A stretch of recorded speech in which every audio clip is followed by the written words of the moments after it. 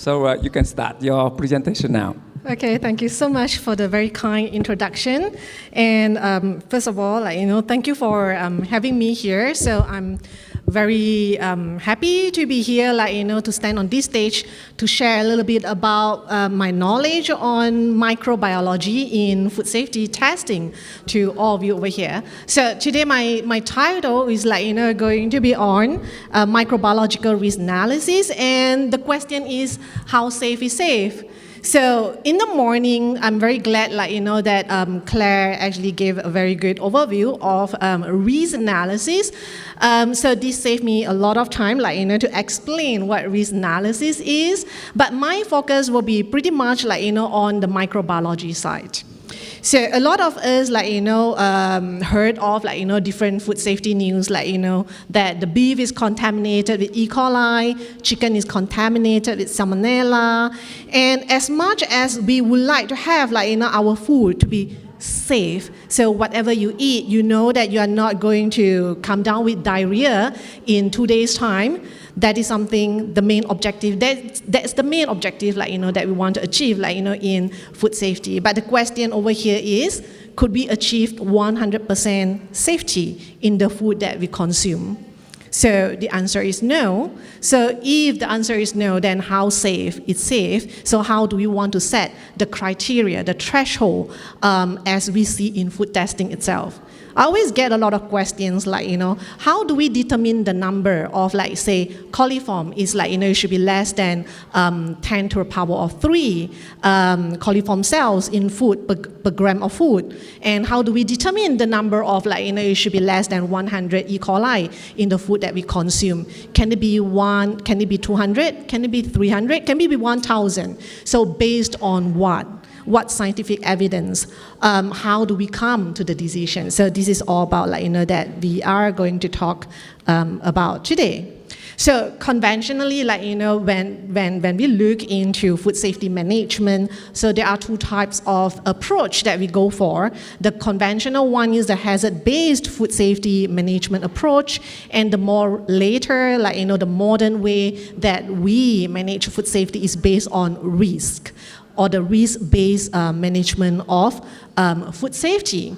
So in one short way, to summarize or to say what hazard-based food safety management approach is, it's basically a lot of time when we do hazard-based food safety management, we depend very strongly on the final end product testing. So it depends very much on sampling scheme to go to the market, to take samples for testing. So at the end of your production line, so you take some even practices 5% or 10% of all the product will go into testings. So those products that go into testing will be wasted. So it will not go into the market for consumption anymore. So when we look into hazard-based food safety management, or the conventional management itself, we depend very strongly at the last point. So it doesn't give us any option after that. The sample, the whole batch is, if you detected positive for salmonella in your end product, what would you do? Recall your product from the market, or destroy all the same batch. So there's no more corrective actions that you could do to save your product. So it doesn't leave you with options. So therefore, WTO, and a lot of international organizations, urges, all the industries and countries to actually adopt a risk-based management approach. So when we talk about risk-based approaches, it's pretty much based on the analysis of the risk, not at the final product itself, but the whole processing line, the food production line itself. So the sampling right now no longer focuses pretty much at the final product, end product at the end of your food production line, but throughout the whole process. So it requires you to really understand every step of your processing, it could be from the farm to the consumption point, or it could be like, from the minute, like, if for industry would like to adopt it, it will be from the minute that the receiving of the raw materials until the final end product that has been produced. So you basically look into each step, like, how your food is being manufactured, handled, and what type of ingredients that go in, what are the qualities, like, what about the environment. So you basically analyze every element, like, within, and really knowing the risk. So are we looking more into the salmonella or listeria, or what type of pathogens that we are actually looking into? So another way to say, like, when you adopt a risk-based, like, management approach, so it's pretty much a science-based approach, because you need a lot of information to really put in to help you to make an evidence-based, informed decision of what should the criteria be. What would be the most rational decision to make over here? So you have an option, like, to correct in the middle of the way, like, if you find that something has gone wrong and the risk has increases. So what would you need to do? So that's where, like, your HACCP, so all of these come in. That's how, like, your HACCP is actually based on. So it's part of the risk-based management approach. So when we look into a risk-based approach, we pretty much talk about the risk analysis that I've already mentioned, like, several times. So when we talk about risk analysis, be it a chemical risk analysis or a microbiological risk analysis, we are using the same framework that you will see 3 main elements that in the morning Claire has mentioned about it. So the first element is actually risk assessment, and followed by risk management. And you have the third element, which is risk communication. So as you can see, the 3 barbers over here, they are integrated together to form the risk analysis, whereby risk assessment is pretty much like, a science-based approach that you need to assess the risk that exists, like, in your food system. So when we talk about microbiological risk assessment particularly, remember one thing about microorganisms. Microorganisms are living organisms. So which means that they grow and they may die off or being inactivated throughout the whole production line. So it means that it's dynamic. So we are not looking into just, like, the half-life is degrading, but also the curve of growing. So it gives responses to the different temperatures, pH, even, like, the gases present in your storage material. So the packaging materials, it does give a response, like, to your microorganism itself. So that's where, like, in the risk assessment, like, we take into all these elements into account, and we calculate the risk. So then, like, with the risk, like, being established, the information will be handed on, like, to the risk manager. So a risk manager, like, could be the minister, it could be, like, a department, like, that actually make a decision, the authority that make a decision. So should we change the criteria? Should we not change the criteria? What should we do? So what about the regulation, the legal part of it? So all of these need to be based on the report produced by the risk assessor during the risk assessment process, so that it's an informed decision, science-based decision, but not based on, I think it should be 100. I think let us add 1 more 0, make it 1,000, so that we have more food that get into the market, and so that we can gain more. So that will be a decision, the options, like, that the risk manager need to do right now, that we talk about risk management options. Which options do I have? And in this step, the risk manager, based on the report provided by the risk assessors, so they will weigh in the economical aspect, the legal aspect, and the science aspect of it, and to make an informed decision. So once an options, like, has been selected, like, to go on, it will be implemented and reviewed. So if the process is good or bad, the findings will go back to the risk assessor. Probably a second round of, like, risk assessment could be conducted. So this process is not a one-way process. It can go back and forth, several times. And the whole process, even though you see two different bubbles, risk assessment and risk management, seems to be independent, but they are all integrated together. So in the real practice itself, it involved a lot of communication between risk assessor and risk manager. So that's how the risk communication that come in. So it's not a standalone bubble, but it's happening throughout the whole process of risk analysis. So this risk communication happened in the first very beginning step that the risk manager asks the risk questions. So that the risk assessor could start to design what type of assessment, what type of data I need to assess the risk in the food products that we see. So of course, this risk communication will continue to happen between the risk assessor and the risk manager until you get a very good risk questions to be asked and to conduct your risk assessment. So risk communication will also happen not just between the risk manager and the risk assessor, but also with all the other stakeholders that get involved in the whole process itself. So the stakeholders include the public, include the industry who are being affected, who probably will be affected by the risk management options that will be applied after this. So risk communication actually is the least focused elements or to get attention from everyone in the risk analysis part. So there's been a lot of activity going on in risk assessment, and it has been applied by many countries, but also industry in the management part of it, risk management. But risk communication probably needs a lot more work over here, really to explain what risk is. So a lot of time I heard a risk assessors complain to me that I don't get much attention from the manager or any authority when I presented the result.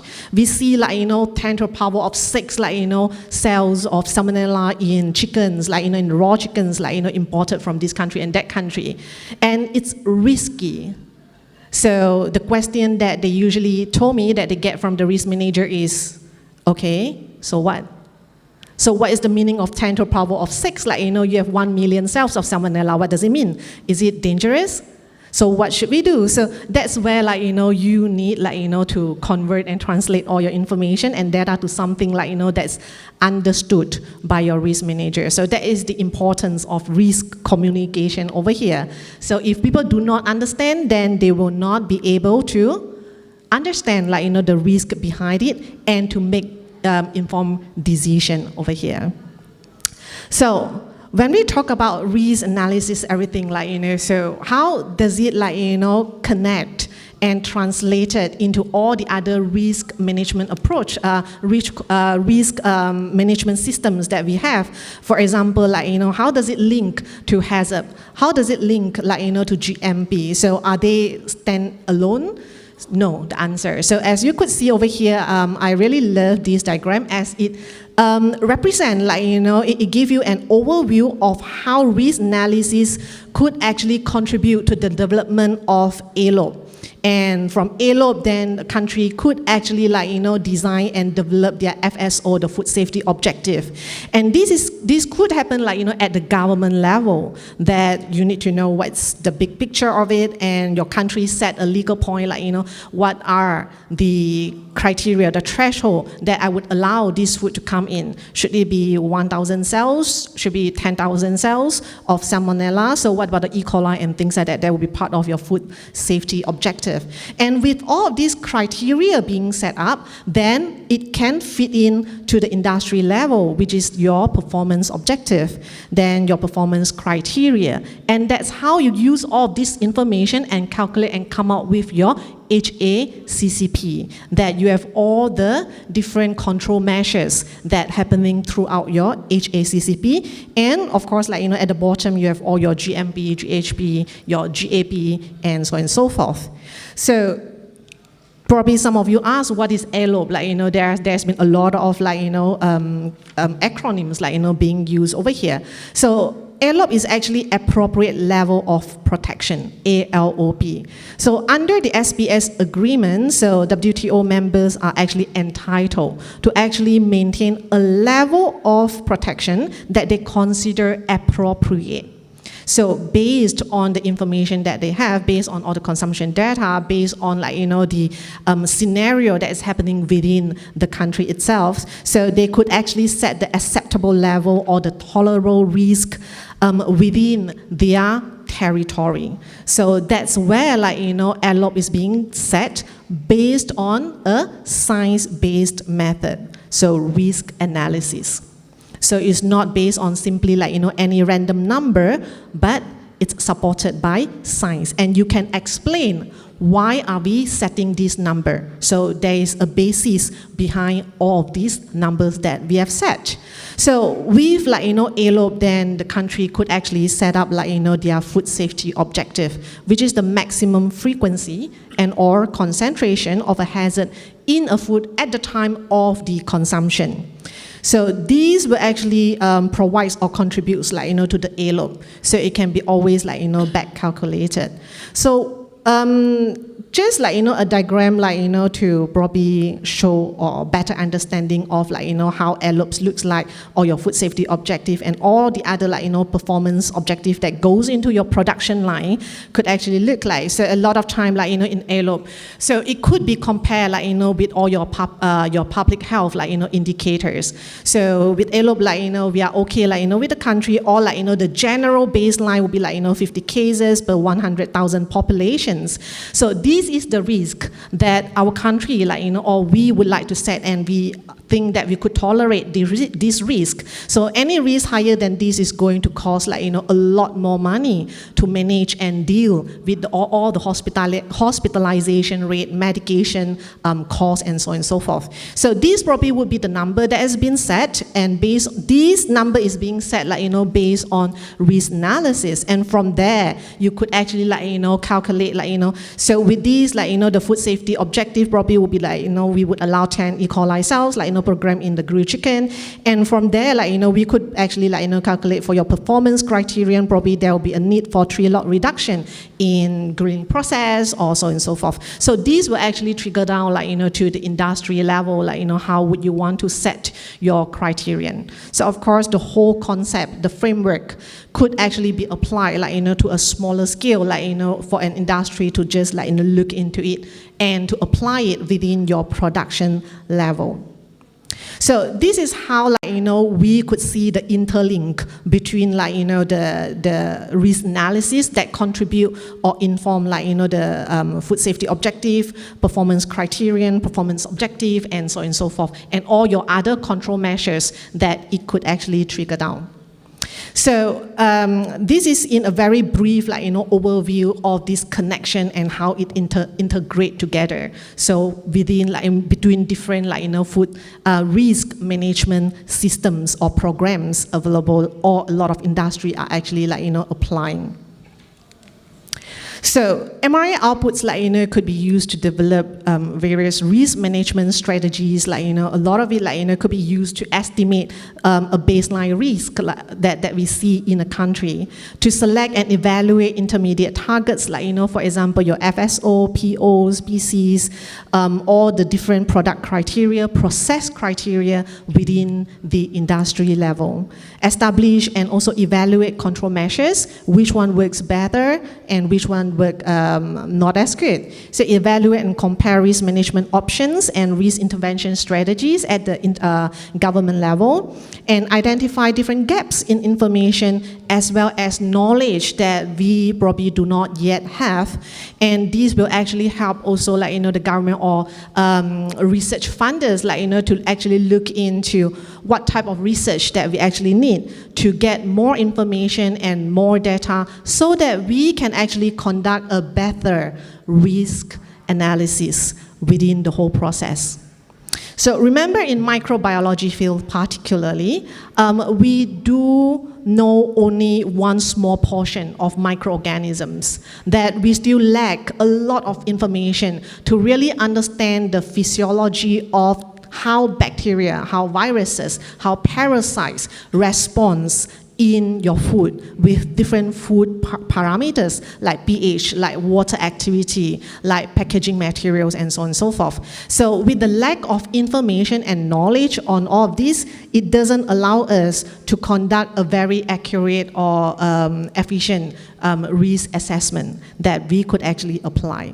So we need information, we need a lot more data so that you could produce a very useful risk assessment. So the very first step in risk analysis is microbiological risk assessment. That is the first bubble that you actually see in the risk assessment. It provides actually the basis for decision making by the risk manager. So the risk manager make decision based on the reports produced by the risk assessors. Okay, so risk assessment, allows systematic assessment of the level of risk associated to pathogenic microorganisms in food. So when we do MRA, the microbiological risk assessment, always remember that it's one pathogen to one type of food. So you can't do MRA for 10 different pathogens in just one MRA. Why is it so? Because of these different bacteria, they respond differently in the food itself. So it's always in pair, one pathogen, one food type. So if you have 10 pairs, of food and pathogen, then you have 10 MRAs that needs to be conducted. So we make an inventory of typical risk contributing to factors and elaborate the possible risk mitigation strategies.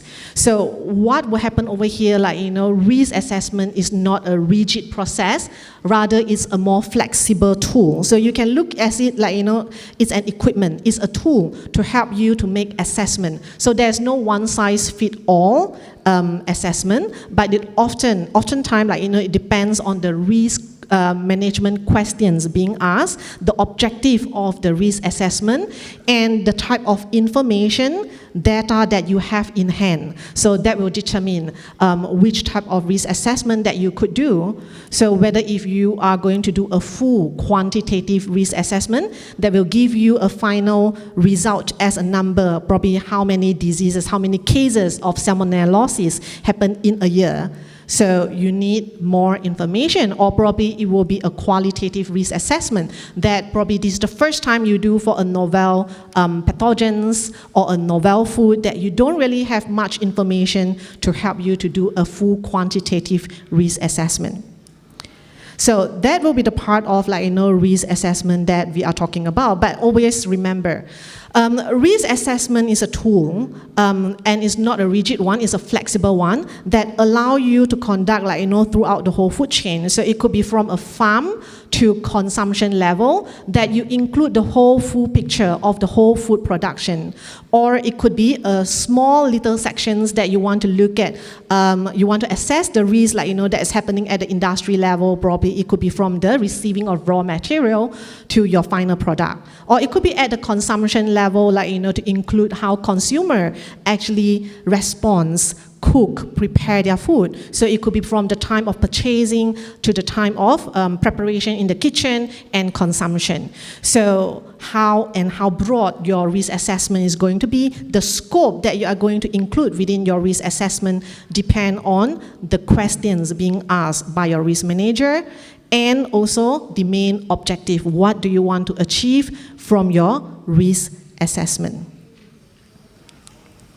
So MRA consists of 4 components. So this is the first step, in the risk assessment. So we will conduct hazard identification, so in which you ask the question, what is the problem that you are trying to solve over here? So what is the hazards? So which type of pathogens or which type of bacterial toxins that you are going to assess? And which food? Remember, is one pathogen and one food. So which type of food that we are looking into? Are we looking into raw chickens, farm chickens, or grilled chickens? So all of these would actually give you different components to be calculated.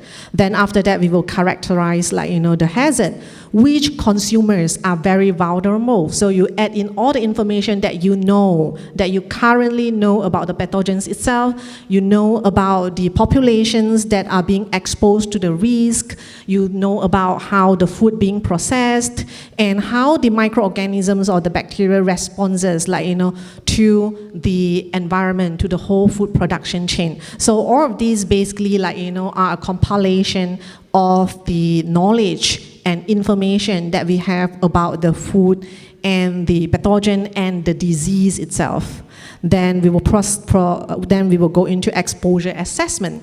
So in the exposure assessment, that's what a lot of labs are doing right now, that you go out sampling, and test your samples, that you get to know 100 samples being collected, and there are 50% are positive for salmonella, and probably 20% are negative, and another one and so on and so forth. So that's actually the exposure assessment. You are assessing how your population are being exposed to the risk that are being assessed over here. So of course, when we do exposure assessment, so we need to know about consumption data. We need to know how much that type of food your consumers are eating. So let me give you an example, in Malaysia. Eating cheese, is not a very frequently consumed food. So although there's been quite a lot of chances that listeria are being detected in cheese, but the risk of listeria in cheese in Malaysia is not high. Why is it so? Because not so many people are eating cheese, so therefore they are not being exposed. So if the same scenario is being applied, to say a European country, then the risk will be extremely high because the exposure is high. You need to have the consumption data. So that's what being collected over here in exposure assessment, two types of data. The scenario of microorganism contamination in the food itself and the consumption data. So how much people are eating, how frequent they are eating. So that in that sense, all of this information being collected, then you can go into your final step that you actually calculate the risk. So what is the risk that I will have diarrhea in 2 days' time after consuming this plate of fried rice, in front of me? So you probably have a 50% chance. If this goes into the market, in 1 year's time, there probably will be 1,000 cases of listeriosis, happening in, say, 100,000 population in the country. So that is the final, a lot of time, the final numbers, the risk estimate that you see in a risk assessment that allow you to compare with your public health indicators or numbers. And that make a lot of sense to a lot of people, rather than telling them there are 10 to the power of 6, there are 1 million cells of listeria in your food, and telling them that there are 50% chance that you will fall sick after eating a fried rice. So it allows comparison, and it makes more sense, for people to visualize. So where the risk is. So how big is the risk? Is it high? Is it low? And so on and so forth. So this is one of the, in which I find it, very useful, to communicate risk with public and also with risk manager. So, but one thing, to put in mind over here that I want to show you is that in exposure assessment, so if you are familiar in microbiological testing, so you know that in microbiological testing is always presence and absent. So it's either positive or negative in 25 grams, in 50 grams, in 10 grams, depend on what the standard that you have set in. So, and it doesn't give you a number. So in a way, just chemical also, the more bacterial cells that you consume, the higher chance that you will fall sick. So comparing with someone who has eaten only 10 cells of salmonella and someone who has eaten 100 cells of salmonella. So the one who has eaten 100 cells of salmonella has higher exposure and higher likelihood that he or she will actually fall sick after that. So this is actually the diagram that you see, the kinetic, or the relationship between the concentration of microbiological cells consumed with the chances that you will fall sick, the likelihood that you will fall sick.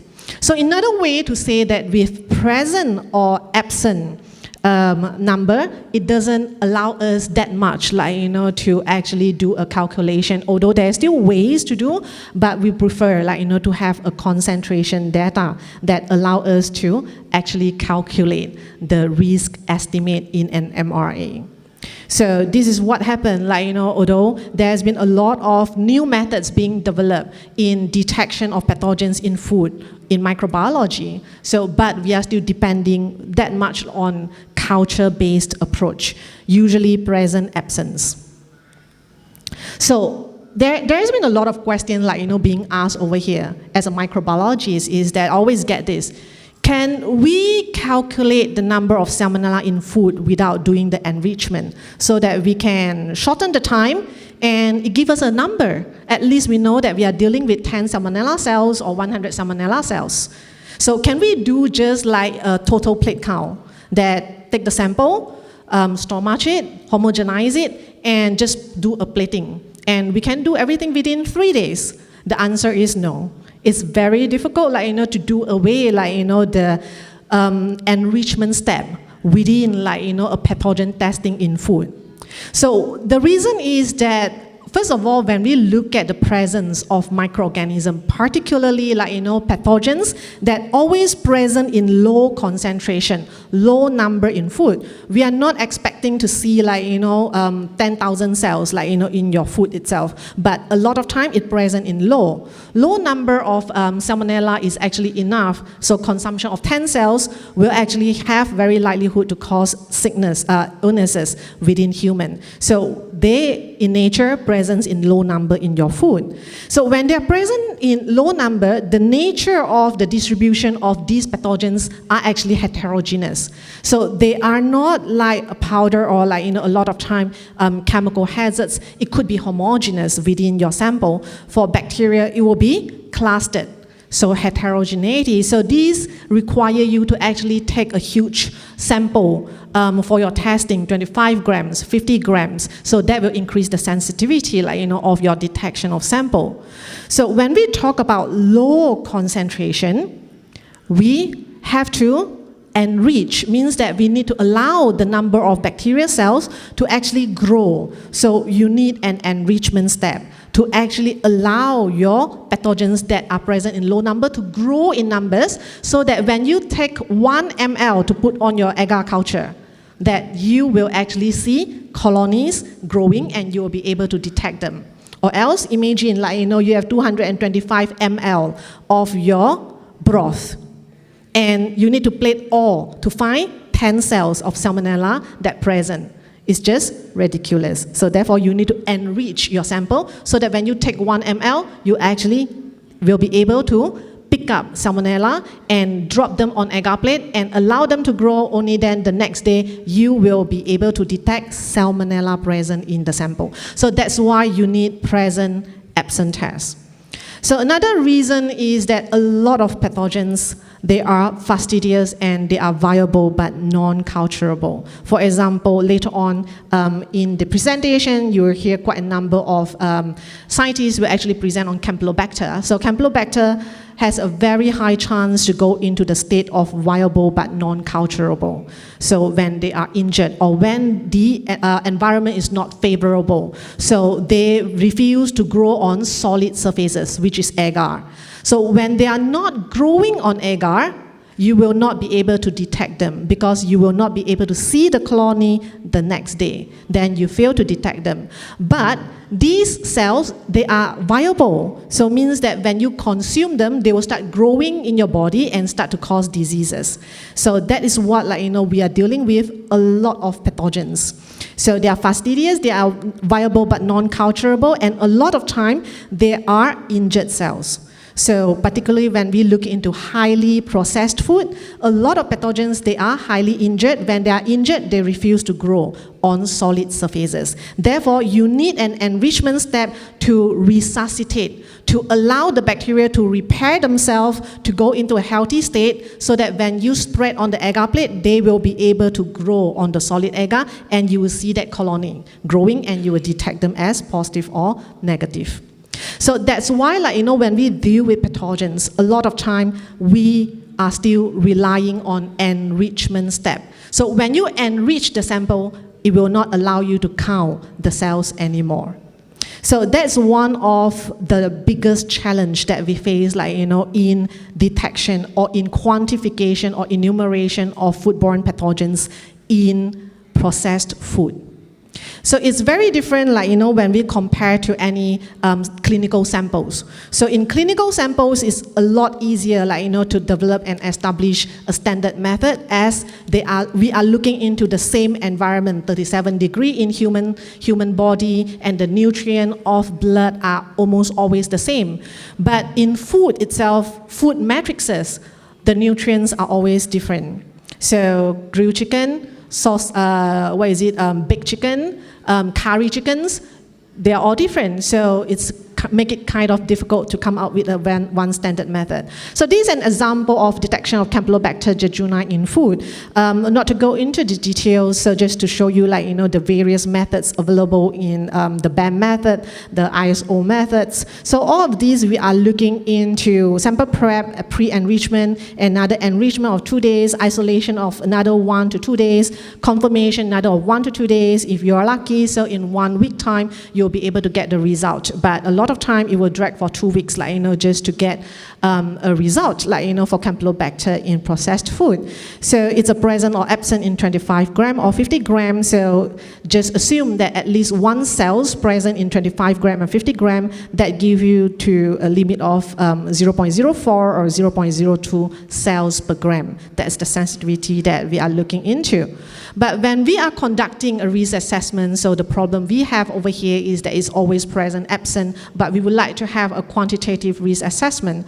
So this is one of the methods that we adopted and modified, by running a 3 tubes MPN format, just to allow us to at least quantitate the number of Campylobacter in food itself.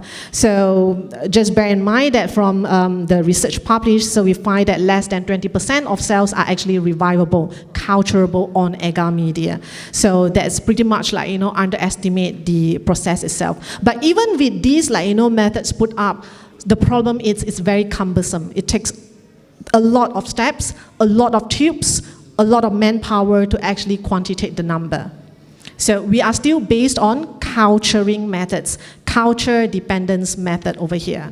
So the question over here is, could we have something different? So I always like to joke that we are still depending on, in microbiology, so we are still depending on methods that was established 200 years ago, 300 years ago. It was old method that we need to put it on agar plate and see it growing for real. So what is the next generation of microbial testing in food? So the conventional method over here is of course, if you are in microbiology testing, you know that it's tedious, time consuming, you spend a lot of time and it's inefficient. You are dealing with a lot of tubes, a lot of samples, a lot of agar, and it's insufficient, to meet today's demand with the increasing volume in international food trade. You are taking a lot of time, to wait for the result to come up. So a lot of people tell me that, what are the criteria, for tomorrow? So we need something real time, immediate. If you could have, a device that is so easy to use that you do not even need to train a microbiologist, anyone, a public, consumer, could have a gadget in the hand and scan the food. Oh, it's Salmonella positive. And this is Salmonella negative, so the positive one throw away, the positive one can continue to go into the market. So a lot of industry told me that could we have a device a chamber, a raw chicken pass through, Salmonella positive, throw away, Salmonella negative, go into the market, so that we do not need to discard and waste food that are safe for consumption as a sample for testing over here. So, and of course, it's non-destructive, means that safe one, the pathogen one can go into the market for consumption, and it's accurate. So those are all the criteria that we are looking into. So is it possible? Probably, who knows? The answer is yes. So there has been a lot of technologies, being established today, and I've seen, quite a number of interesting, prototypes that are still in the laboratory today that allow you with a handphone, your mobile, to scan food for E. coli and so on and so forth.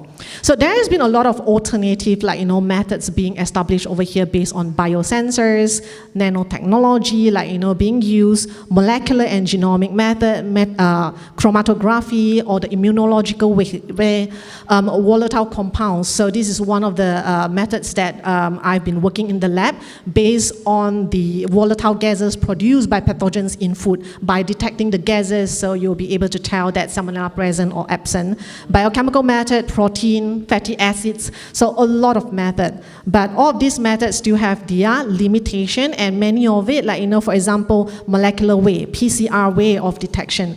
Although it could allow, like, us to go for a quantitative method, but the main, I think, bottleneck, I would say, like, in PCR and molecular method is in its extraction of pathogen from the food itself. So because the food contain a lot of PCR inhibitors that stop enzymes from working. So different type of food matrices probably need or require different extraction methods, and you need to concentrate the number of pathogens. So there are a lot of, like, limitation over here that do not allow us to go with culture-independent method. So probably next generation sequencing is the answer to a lot of things. So I bet that a lot of you heard of next generation sequencing, and you know that we have, like, whole genome sequencing to allow us better identify pathogens. So, but next generation sequencing has many applications. Its potential is unlimited and still being explored. So one of the probably most interesting application to me is its metagenomic part that allow you to identify, like, 10 types of pathogens at one time in the food itself, and so on and so forth. So I'm not going to go further or deeper into it. So if you are interested, you could actually, like, download the paper and you could read it. So this is one of the examples, like, that we are currently working. Tomorrow I will probably give a talk, like, on this, which is the application of NGS-based microbial testing for probiotics products. So this is a new APEC project, like, that has been approved recently. So it will be conducted this year and next year. To find out best practices and methods, like, for detection or testing of probiotic products using NGS-based method. This is a project that we collaborate, like, with the US FDA and also AOAC in its conduct. So in short, like, the way forward. So we need to increase attention, like, to focus on improving analytical microbiology. We always talk about analytical chemistry, but analytical microbiology has not get a lot of attention. And analytical microbiology, particularly in food testing, environmental testing, require way more focus over here. So we need to start, like, to look into effective approach in quantitative detection so that we could actually better support risk-based approach, risk-based food safety management approach, rather than still depending a lot on absent-present tests over here. So although, like, we are still very much, like, depending, or probably we are no way, like, to run away from the culture independent methods, but at least, like, to integrate, like, more rapid methods, like, as a standard method over here for a more rapid detection of pathogens. And we need more talent, and we need to build capacity, like, for talents that are able to conduct analytical microbiology over here. So particularly in food, particularly in this region in Asia. So research is required to better understand the nature of all these microorganisms in food, and so that we could have a better food safety preventive management. So with that, so I'd like to end my presentation, and thank you.